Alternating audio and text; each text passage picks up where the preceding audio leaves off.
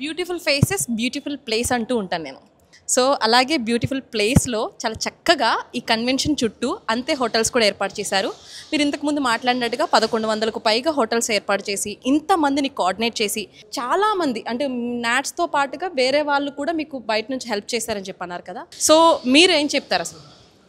దానికి best example గుర్తుకోండి అండి. 2023లో ఎప్పుడైతే బొటాన్ మేము న్యూజెర్సీ టీం నుంచి మేము తీసుకున్నామో ఆ రోజు నుంచి ఆయన vision never before ever after, అందరం కలిసి పనిచేద్దాం.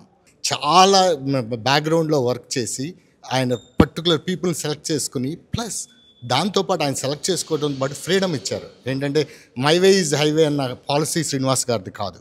శ్రీనివాస్ గారు ఎప్పుడూ కూడా ఎట్లా ఉంటారంటే అందరు ఒపీనియన్లు తీసుకుని అందరితో కలిసి మన ట్యాగ్ లైన్ ఏంటి, ఇది మన తెలుగు సంబరం జరుపుకుందాం కలిసి అందరం, అదే పాలసీలో ఆయన మిగతా టీం అందరినీ ఓన్ టీంని ఫామ్ చేసుకోమన్నారు. నేను జాయింట్ సెక్రటరీ ఎవరిని తీసుకున్నానంటే ఆయన అసలు ఇంత మటుకు నాట్స్లో ఎప్పుడూ లేడండి.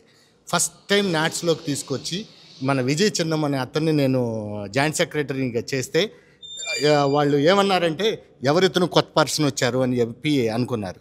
Now he become a not సంబరాలకు తమ్ముడు అయిపోయాడండి. అందరూ తమ్ముడు అని పిలుస్తున్నారు.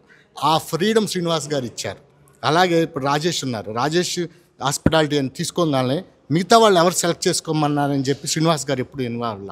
కో డైరెక్టర్ ఎవరు అన్నది మీకే వదిలిపెట్టాను, నీ చైర్మన్ ఎవరు అనేది మీకే వదిలిపెట్టాను, నీకు ఈచ్ టీమ్ మెంబర్ ఎవరు అన్నది మీకు ఆ ఫ్రీడమ్ ఇచ్చారు కాబట్టి మీరు ఈరోజు ఇంత సక్సెస్ జరగడానికి రీజన్ అయింది. ఏది కూడా ఒకసారి చెప్పి వదిలేరండి. Multiple times keep on is telling that ఏమని నెవర్ బిఫోర్ నెవర్ ఆఫ్టర్.